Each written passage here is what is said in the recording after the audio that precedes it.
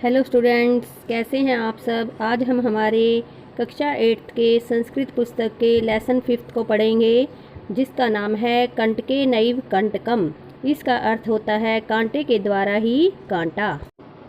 हाँ जी, अब हम शब्दार्थ पढ़ेंगे। धमनम का मतलब होता है धोंकना या धक्का देना या क्रूरतापूर्ण कार्य करना। व्याध का मतलब होता है शिकारी या बहेलिया। सवियाम स्वयं की। दुर्भाग्यात दुर्भाग्य से। बद्ध है बंधा हुआ। पलायनम पलायन करना या भाग जाना। नैवेद्यत नी प्लस अवेद्यत, इसका मीनिंग होता है निवेदन किया। मोच्यई शशि मुक्त करोगे या छुड़ाओगे। निरसारियत निहि प्लस असारियत, इसका मीनिंग होता है निकाला। क्लांत है थका हुआ। पिपासु प्यासा। शमय शांत करो या मिटाओ। बुभुक्षित है भूखा। भनितम कहा। प्रक्षालयंती धोते हैं।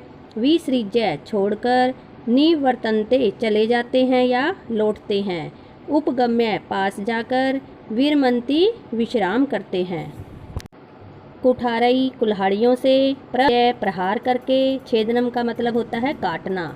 लोमशिका लोमड़ी। नीलिना छुपी हुई। उपसृत्य समीप जाकर। मातृस्वस है हे मोसी समागतवती पधारी या आई।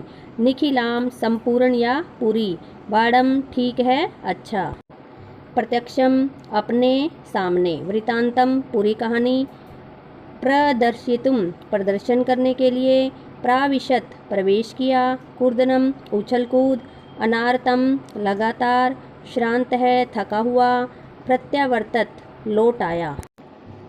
हमारे पाठ का नाम है कंटके नैव कंटकम।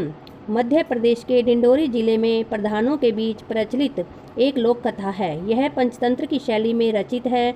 इस कथा में यह स्पष्ट किया गया है कि संकट में चतुराई एवं प्रत्युपन्नमतित्व से बाहर निकाला जा सकता है।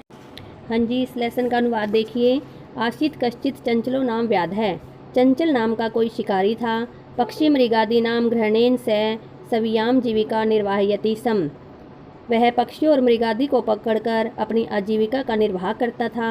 एकदा सह वने जालम विस्तरीय गृहम आगतवान। एक बार वह वन में जाल फैलाकर घर आ गया। अन्यस्मिन् दिने प्रातः काले यदा चंचल है वनम गतवान।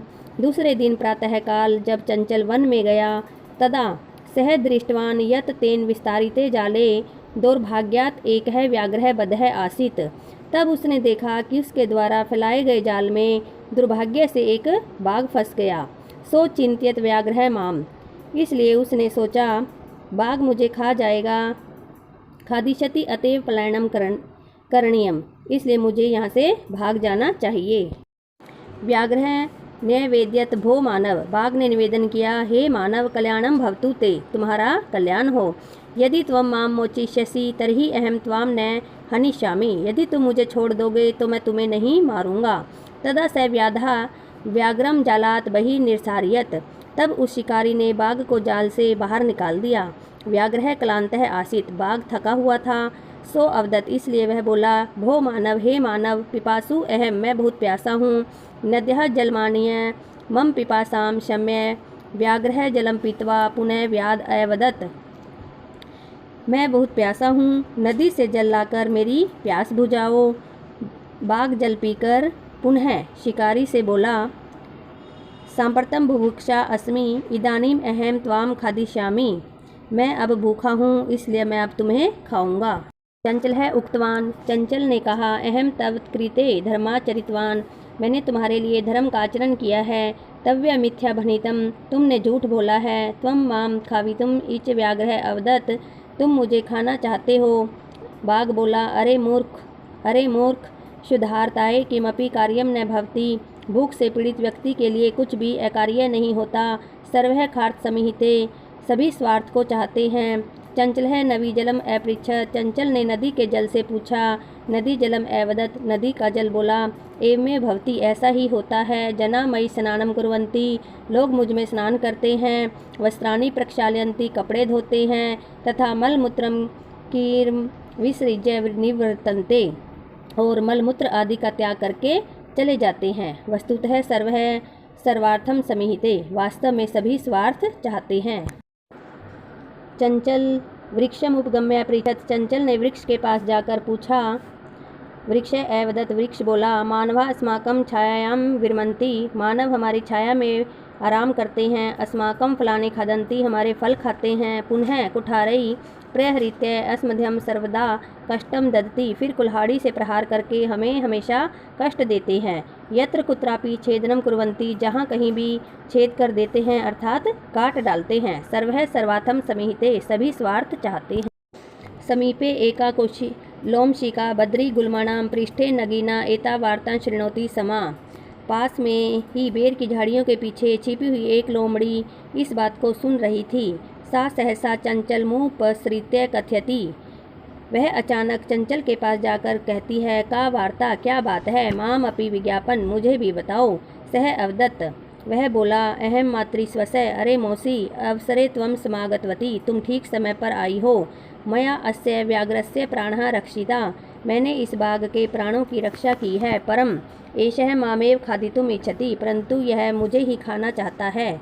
तदंतरम सह लोमशिकायै निखिला कथां न्यवेद्यत, उसके बाद उसने लोमड़ी को सारी कथा बताई। लोमशिका चंचलम एकथयत, बाणम त्वं जालम प्रसार्य, लोमड़ी ने चंचल से कहा, ठीक है, तुम जाल फैलाओ। पुनः सा व्याघ्रम अवदत्, फिर वह बाघ से बोली, केन प्रकारेण त्वं इत्स्मिन् जाले बद्धः इति अहं प्रत्यक्षं द्रष्टुम इच्छामि, तुम किस प्रकार इस जाल में फंसे यह मैं प्रत्यक्ष रूप से देखना चाहती हूँ। व्याघ्रः तद वृत्तान्तं प्रदर्शयितुं तस्मिन् जाले प्राविशत्, बाघ ने उस घटना को दिखाने के लिए उस जाल में प्रवेश किया। लोमशिका पुनः एकथयत, संप्रति पुनः पुनः कूर्दनं कृत्वा दर्शय, लोमड़ी ने पुनः कहा, अब बार बार कूद कर दिखाओ। सह तथैव समाचरत, उसने वैसा ही किया।